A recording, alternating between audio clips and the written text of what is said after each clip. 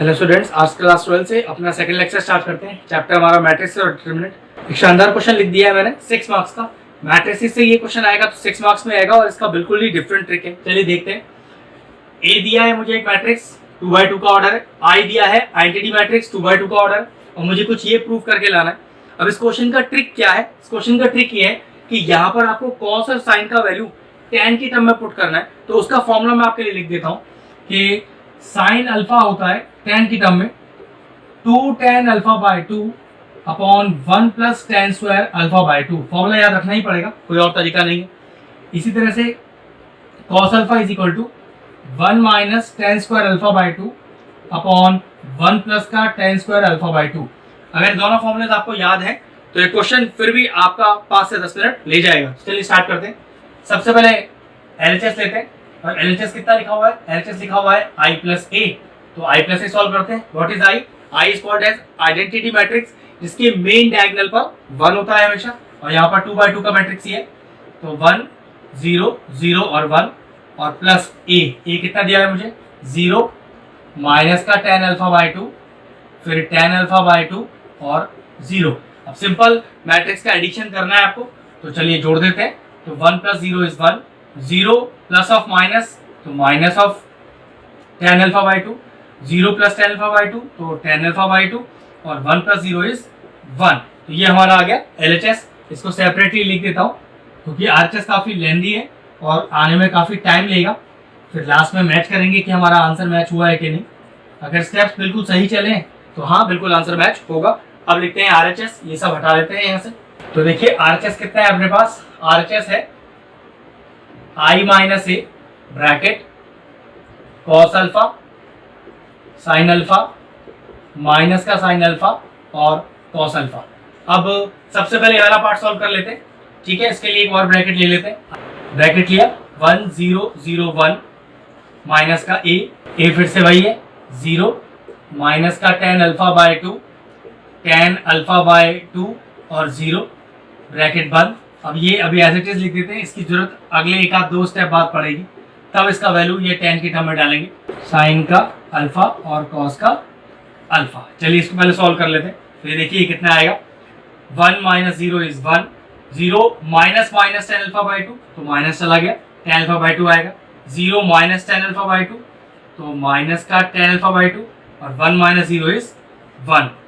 बस अब मैं क्या करता हूँ, इस कॉस की वैल्यू को tan की टर्म में पुट करता हूँ जो मैंने अभी लिखा था आपके लिए। तो कॉस का वैल्यू कितना हो गया देखिए 1 minus tan square alpha by 2 upon 1 plus tan square alpha by 2 minus sine alpha, sine का value 2 tan alpha by 2 upon 1 plus tan square alpha by 2 फिर साइन अल्फा फिर से तो 2 tan alpha by 2 upon 1 plus tan square alpha by 2 फिर cos alpha तो 1 minus tan square alpha by 2 upon 1 plus tan square alpha by 2।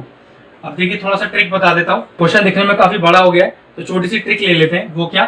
Late कर लेते हैं कि जहां जहां tan अल्फा बाय 2 लिखा है वहां मैं m लिख दूंगा। लेटर आप कोई सा भी ले सकते हो। तो देखो यहाँ कितना हो गया, देखने में कितना आसान लगेगा, माइनस m और 1। अब देखिए यहाँ पर क्या रह गया 1 minus m square 1 plus m square, यहाँ रह गया माइनस का 2m upon 1 plus m square 2m upon 1 plus m square और 1 minus m square upon 1 plus का m स्क्वायर। अब क्या है हमारे पास?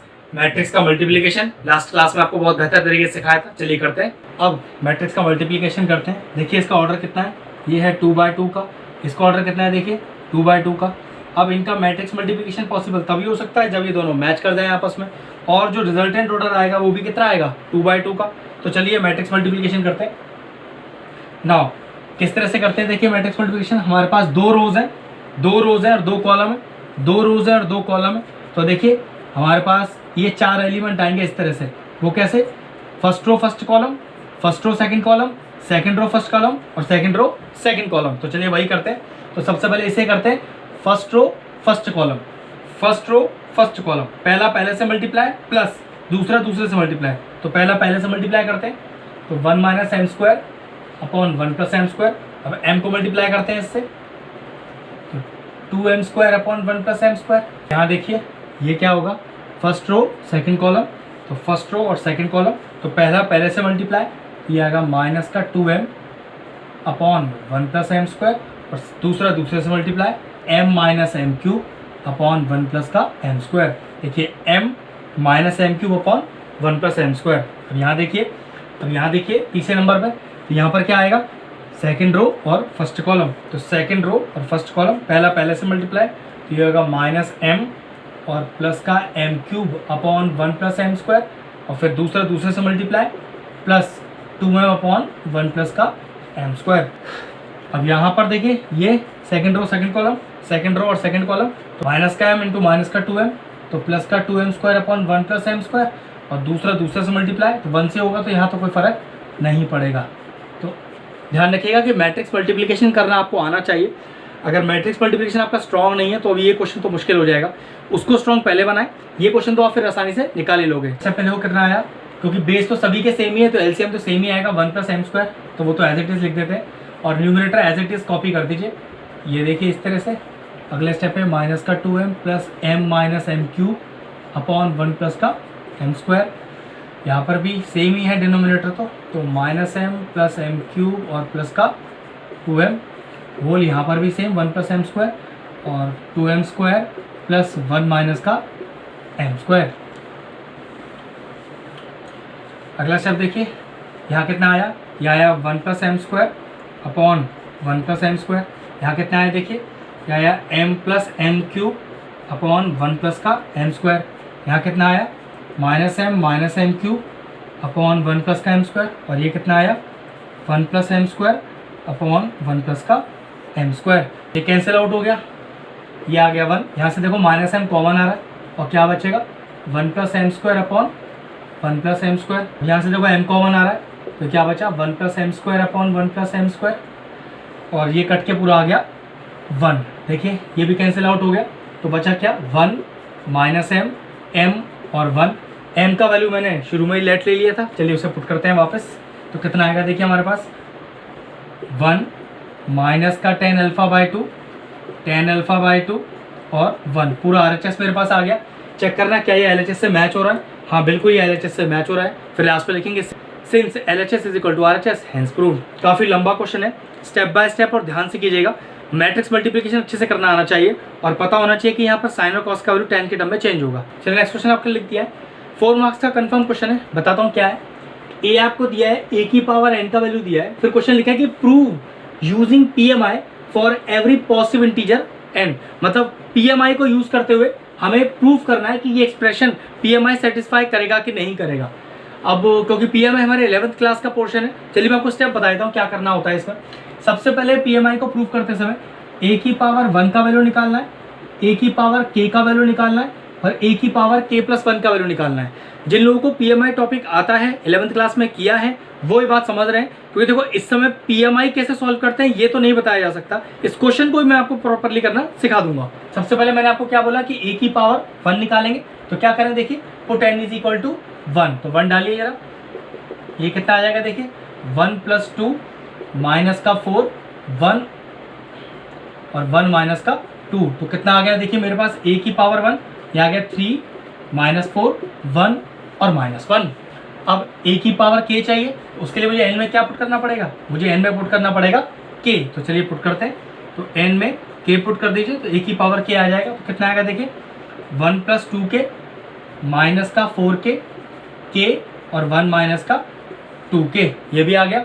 नेक्स्ट क्या निकालना है a की पावर k प्लस 1, तो उसके लिए क्या करना पड़ेगा n के लिए क्या पुट कर दूं k प्लस 1, तो चलिए पुट करते हैं। तो a की power k plus 1 is equal to, तो जहाँ जहाँ n लिखा है वहाँ k पुट करिए, 1 प्लस 2 k प्लस 1 फिर माइनस का 4 और n में k प्लस 1 फिर k प्लस 1 और 1 माइनस 2 और k प्लस 1। थोड़ा सॉल्व कर लेते हैं इसको सही से, तो देखिए कितना आएगा ये आएगा 1 प्लस 2k प्लस 2, नीचे तो k प्लस 1 ही है, यहाँ माइनस का 4k प्लस 1, कुछ करने की जरूरत नहीं है। यहाँ देखिए 1 माइनस का 2k और माइनस का 2। आगे सॉल्व करते हैं, तो a की पावर k प्लस 1 कितना आएगा हमारे पास, प्रॉपरली कर लेते हैं। तो ये आएगा 2k प्लस 3, फिर ये आएगा माइनस 4 बाहर k प्लस 1, फिर ये भी आया k प्लस 1 और ये आया माइनस 2k और माइनस का 1। क्वेश्चन में करना क्या होता है, इन तीनों की वैल्यू निकालने के बाद आपको करना क्या है वो ध्यान से देखना। जब हम इन तीनों की वैल्यू निकाल लेंगे ए की पावर के और ए की पावर के प्लस वन, तो फिर करना क्या है वो समझिए। सबसे पहले देखो, क्या ए की पावर के प्लस वन को लिख सकता हूं मैं ए की पावर के इंटू ए की पावर वन? हाँ बिल्कुल करेक्ट। क्या ए की पावर के की वैल्यू है? हाँ बिल्कुल है, तो डाल दीजिए जरा फटाफट से। तो ये आएगा 1 + 2k माइनस का 4k के और 1 माइनस का 2k। और क्या ए की पावर 1 की वैल्यू है? हाँ बिल्कुल, शुरू में निकाल ली थी हमने। तो 3 - 4 1 और -1। तो अगर ये क्वेश्चन पीएमआई को सेटिस्फाई करता है तो इन दोनों का मल्टीप्लिकेशन ए की पावर के प्लस वन के बराबर आना चाहिए। तो ऑब्वियस सी बात है, ए की पावर के प्लस वन तोड़ के ही सॉल्व कर रहे हैं। तो अगर हमारा क्वेश्चन करेक्ट है तो ए की पावर के और ए की पावर ए का जो मल्टीप्लिकेशन होगा वो किसके बराबर आएगा? वो ए की पावर के प्लस वन के बराबर आएगा, मतलब इसके बराबर आएगा। तो चलिए वही चेक कर लेते हैं। चलिए मल्टीप्लाई करते हैं, फिर से वही चेक कर लो। 2/2 का ऑर्डर है, 2/2 का ऑर्डर है, ये दोनों मैच कर रहे हैं तो मल्टीप्लिकेशन तो पॉसिबल है।